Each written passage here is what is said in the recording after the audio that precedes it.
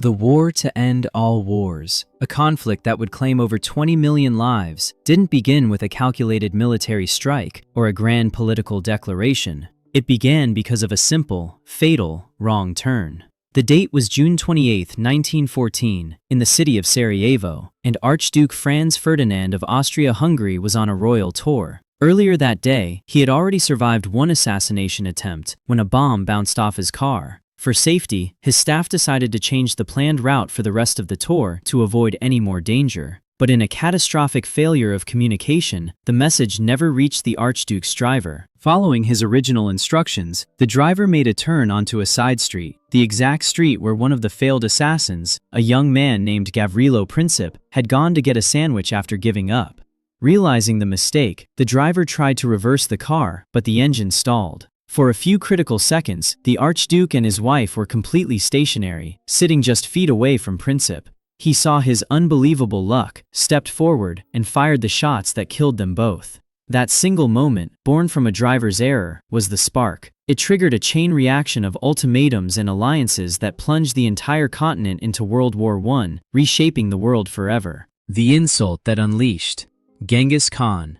One of the most destructive military campaigns in history began not with a border dispute, but with a single, arrogant insult. In the early 1200s, Genghis Khan's Mongol Empire was focused on a difficult war in China and was technically at peace with its western neighbor, the Khwarezmian Empire. That peace was shattered when a local Khwarezmian governor attacked a Mongol trade caravan, killing the merchants. Still, instead of war, Genghis Khan sought justice. He sent ambassadors to the Khwarezmian leader, the Shah, demanding that the governor be punished. The Shah's response was a fatal miscalculation. He had one of the Mongol envoys killed and sent his severed head back as a defiant reply. In Mongol culture, harming a messenger was the ultimate offense, a direct and unforgivable act of war. Enraged by this deep insult, Genghis Khan abandoned his campaign in China and turned the full, terrifying might of his army westward. This wasn't a battle, it was an annihilation. The Mongols descended upon the Khwarezmian Empire, destroying entire cities and slaughtering millions. The empire was completely wiped from existence. By killing that ambassador, the Shah didn't just doom his own people, he unleashed a wave of destruction that continued into Persia, the Middle East, and the edges of Europe, all because he chose pride over diplomacy.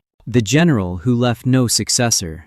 He had conquered the known world, from Greece to India, forging the largest empire humanity had ever seen. But in 323 BC, when Alexander the Great died, his final and most catastrophic mistake wasn't on the battlefield, but on his deathbed. He failed to plan for what came next. When his generals gathered around him and asked who his vast empire should go to, Alexander left them with chaos. His only direct heir was an unborn son, and his half-brother was considered mentally unfit to rule. With no clear successor, he created a power vacuum that his ambitious generals, known as the Diadochi, were all too eager to fill. The men who had once fought side by side to build an empire now turned on each other with stunning brutality. This triggered the Wars of the Diadochi, nearly half a century of relentless, bloody conflict. Alliances were formed, and just as quickly betrayed, as former allies tore each other apart in a desperate grab for power. One by one, the members of Alexander's royal family, including his young son, were murdered to eliminate rival claims. By the end, his unified empire was permanently shattered into warring kingdoms. The dream of a connected world died with him, replaced by decades of war that reshaped the ancient world, all because history's greatest conqueror failed to plan for his own death. For the mighty Roman Empire, trust was a tool of conquest, but in 9 AD, it became a fatal weakness. Publius Quintilius Varus, a Roman general governing the new province of Germania, placed his complete faith in a man he saw as a loyal ally, a Germanic noble named Arminius. Raised in Rome and having served in its army, Arminius was the perfect symbol of a conquered people integrated into the empire. But his loyalty was a lie. Secretly, he was uniting the Germanic tribes against their Roman rulers, waiting for the perfect moment to strike. That moment came when he fed Varus a piece of false intelligence. Arminius told the general of a small local rebellion that needed to be put down. Trusting his officer completely, Varus diverted his 3 legions, nearly 20,000 soldiers, from their safe winter march and led them into the dense, unfamiliar Teutoburg forest. It was the perfect trap. The Roman legions, stretched out over miles and bogged down by bad weather, were unable to fight in their famous disciplined formations. Then, Arminius signaled the attack. For 3 brutal days, the legions were ambushed and systematically slaughtered by Germanic warriors who knew every inch of the terrain. The loss was so catastrophic that Rome abandoned its ambition to conquer Germania forever. A single general's misplaced trust didn't just lose a battle, it drew a permanent border for the Roman Empire and changed the course of European history. The world held its breath during the Cuban Missile Crisis, the closest the Cold War ever came to nuclear Armageddon. Yet the single moment we came closest to the end may not have been caused by a leader in Washington or Moscow, but by a bear in Wisconsin. The story, mostly unknown, happened at a U.S. military base in Duluth. Around midnight, a guard saw a figure climbing the perimeter fence.